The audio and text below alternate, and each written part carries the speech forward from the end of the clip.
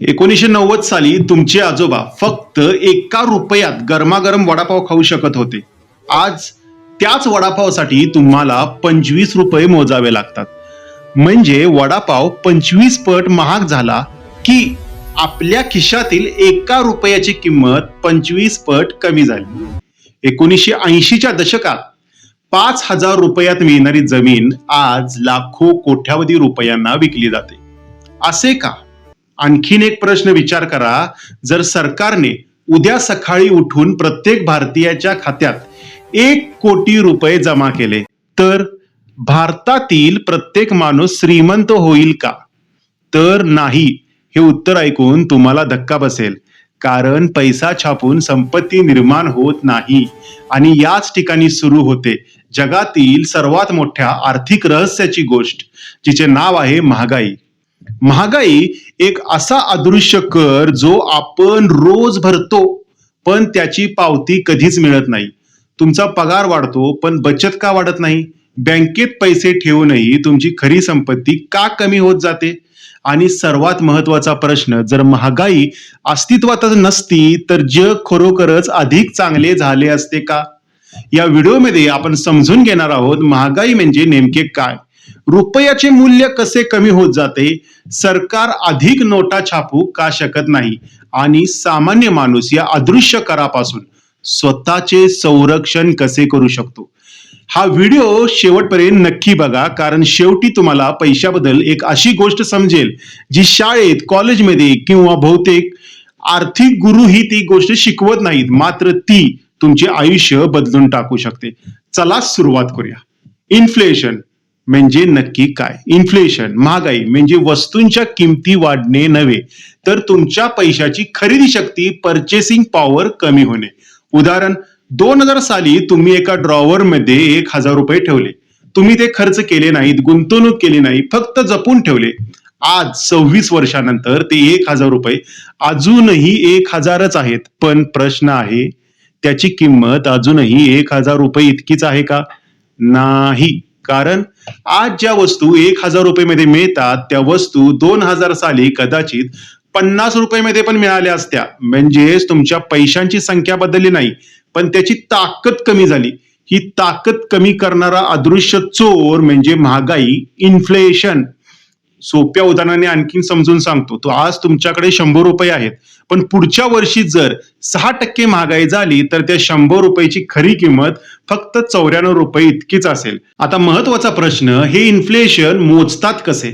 भारत सरकार CPI, consumer price index चा वापर करते. यात अन्न, कपडे, शिक्षण, आरोग्य अशा गोष्टींचे एक बास्केट असते. मागील वर्षाच्या तुलनेत या बास्केटच्या किमती किती वाढल्या यावरून महागाईचा दर ठरतो. आता हे इन्फ्लेशन का होते, त्याची कारणे काय आहेत? याची प्रामुख्याने 4 कारणे आहेत. पहिले कारण आहे डिमांड पूल इन्फ्लेशन.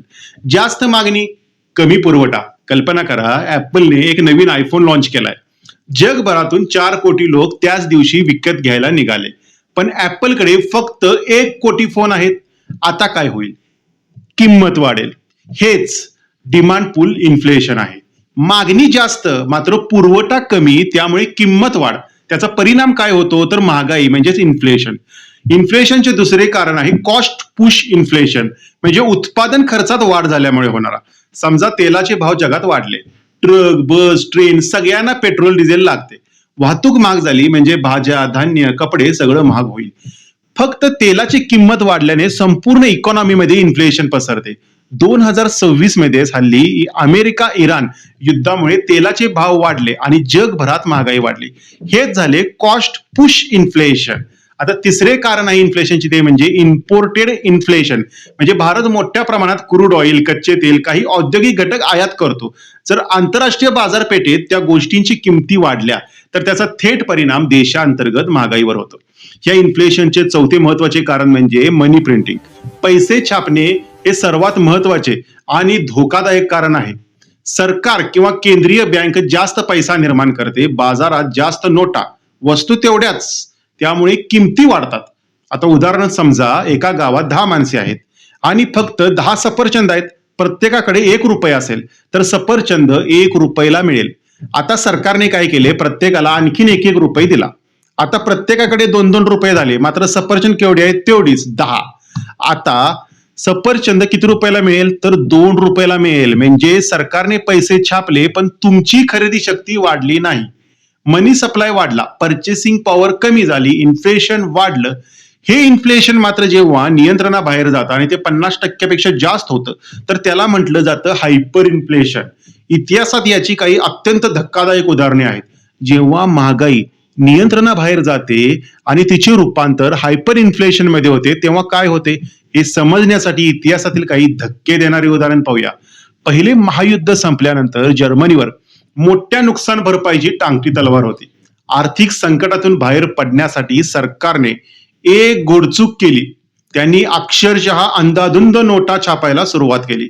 परिणाम काय झाला की 1921 मध्ये जो ब्रेडचा तुकडा 1 मार्कला मिळत होता तोच ब्रेड घेण्यासाठी 2023 मध्ये 200 अब्ज मार्क्स मोजावे लागले जर्मनीमध्ये. परिस्थिती इतकी भीषण होती की लोक बाजारात नोटा भरलेली व्हील बॅरो घेऊन जायचे आणि परत येताना फक्त खिशात थोडेसे सामान घेऊन यायचे. नोटांची किंमत कागदांपेक्षाही कमी झाली होती. लोक त्या नोटा भिंतीवर वॉलपेपर म्हणून लावायचे तर शाळेतली मुलं त्या नोटांचे ठोकळे बनवून खेळायचे. अशीच भयानक स्थिती आपण झिम्बाब्वेमध्ये 2008 मध्ये आणि व्हेनेझुएलामध्ये रिसेंटली 2013 मध्ये पाहिली आहे. तिथल्या नागरिकांच्या आयुष्यभराची कमाई आणि बचतीचे मूल्य काही दिवसात मातीमोल झाले. हे का घडले? कारण अर्थव्यवस्था सुधारण्याऐवजी सरकारने केवळ नोटा छापण्याचा शॉर्टकट निवडला म्हणूनच. अर्थतज्ञ मिल्टन फ्रीडमन यांचे एक प्रसिद्ध वाक्य आहे, जेव्हा सरकार अर्थव्यवस्थेची मूलभूत त्रुटी दूर करण्याऐवजी नोटा छापते तेव्हा नागरिकांच्या बचतीचे मूल्य रात्रीतून नाहीसे होते. हा एक असा छुपा कर आहे ज्याची पावती कधीच मिळत नाही. हे ऐकल्यावर वाटेल आपल्याला की महागाई मग शून्यच असावी, पण तसे नाही. जर किमती वाढणार नसतील तर लोक खर्च थांबवतील का? म्हणून कमी खर्च पुढे जे मिळणार आहे ते आत्ताच खरेदी करतील. उद्योग गुंतवणूक कमी करतील, रोजगार कमी होईल, अर्थव्यवस्था मंदावेल. म्हणून थोडी इन्फ्लेशन आरोग्यदायी मानली जाते. आता भारतातील विचार करता दीर्घकालीन सरासरी महागाईचा दर साधारणपणे 5 ते 7% दरम्यान राहिला आहे. आता आपण महागाईचे एक असे गणित बघणार आहोत जे तुम्हाला बँकेत पैसे ठेवण्याबद्दल पुन्हा विचार करायला भाग पाडेल. याला म्हणतात रूल ऑफ 72. हे एक सोपे सूत्र आहे. 72ला महागाईच्या दराने इन्फ्लेशन रेटने भागा, म्हणजे तुम्हाला कळेल की तुमचे पैसे किती वर्षात अर्धे होतील. जर महागाई 6% असेल तर 72ला जर 6ने भागले तर काय येईल? 12. म्हणजे 12 वर्षात 1 लाखाची खरेदी शक्ती 50,000 उरेल. आणि जर महागाई 8% असेल तर अवघ्या 9 वर्षात तुमचे अर्धे पैसे महागाईच घेऊन टाकेल. बघा, जर महागाई 8% असेल तर 30 वर्षात तुमच्या 1 लाखाची किंमत फक्त 9,938 उरते. म्हणजेच 90%हून अधिक संपत्ती अदृश्य झाली. हे गणित बघितल्यानंतर एक गोष्ट स्पष्ट होते, बँकेच्या सेव्हिंग अकाउंटमध्ये पैसे पडून ठेवणे म्हणजे त्यांना सुरक्षित ठेवणे नव्हे, तर ते हळूहळू संपत जाणे आहे. कारण त्यावर फक्त 2-3%च व्याज मिळते, मात्र महागाई मात्र 6 ते 7%पेक्षा जास्त असते. तुम्ही ज्या पैशांना सुरक्षित समजून बँकेत ठेवलेत, महागाई त्यांना रोज थोड्या थोड्या प्रमाणात कमी करते. आता सांगा, तुमची गुंतवणूक महागाईला हरवण्या इतक्या वेगाने वाढते का?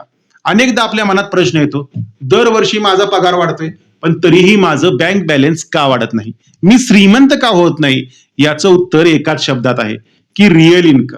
हे समजून घेण्यासाठी या गोष्टींमधला फरक जाणून घेऊया. Nominal income. नॉमिनल इन्कम म्हणजे तुमच्या पेस्लिपवर दिसणारा आकडा.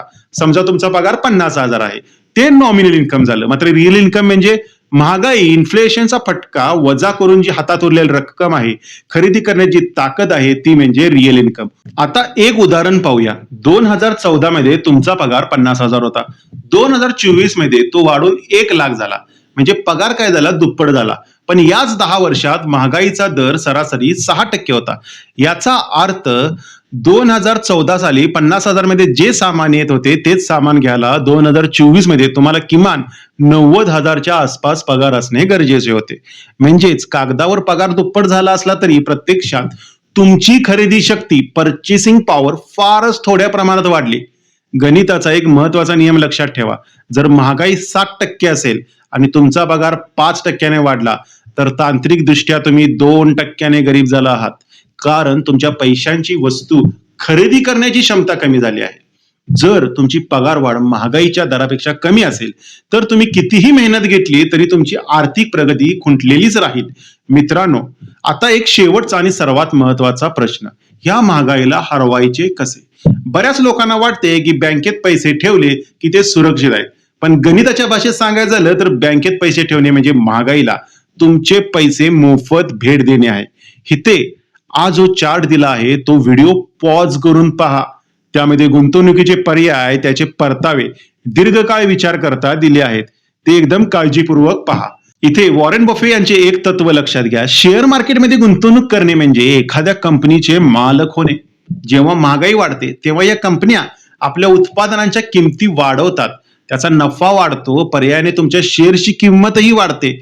म्हणूनच दीर्घकाळात इक्विटी किंवा म्युच्युअल फंड हाच महागाईला हरवणारा सर्वात सक्षम मार्ग दिसून येत आहे. मात्र योग्य अभ्यास करूनच त्यामध्ये तुम्ही गुंतवणूक करा. शेवटी मला तुम्हाला एक महत्वाची गोष्ट सांगायची आहे, तुमच्या आयुष्यातील सगळ्यात मोठी चूक पैसे न कमवणे ही नाही, तर तुम्ही कमावलेले पैसे महागाई दरवर्षी फस्त करत असताना तुम्ही शांतपणे बघत राहणे ही आहे. लक्षात ठेवा की तुम्ही पैसे कमावत नसाल तर ती एक समस्या आहे, पण ती तुम्हाला लगेच जाणवते. मात्र तुमचे पैसे महागाईमुळे दरवर्षी जर मूल्य गमावत असतील तर ती चूक त्याहूनही मोठी समस्या आहे, कारण ती आपल्याला अदृश्य राहून गरीब करत असते. महागाई एक असा चोर आहे जो एका रात्री येत नाही, तो दिवसेंदिवस हळूहळू तुमच्या खिशातून संपत्ती चोरत असतो. पण आता आता तुम्हाला त्याचे विज्ञान कळले आहे, तुम्हाला आता त्याबद्दल सर्व माहिती समजली आहे. वॉरेन बफे यांनी एक खूप छान म्हटले होते की risk comes from not knowing what you are doing. आता तुम्हाला माहिती आहे की महागाई काय आहे आणि तिला कसे हरवायचे, म्हणूनच आता तुमची फायनान्शियल रिस्क कमी झाली आहे. मित्रांनो, हा व्हिडिओ इथेच थांबत नाही, तर आता इथून तुमच्या आर्थिक प्रवासाची सुरुवात होते. जर हा व्हिडिओ तुम्हाला आवडला असेल आणि तुम्हाला वाटत असेल की हे ज्ञान प्रत्येक मराठी माणसापर्यंत पोहोचवायला हवे, तर याला लाईक करा आणि तुमच्या जवळच्या मित्रांसोबत नक्की शेअर करा.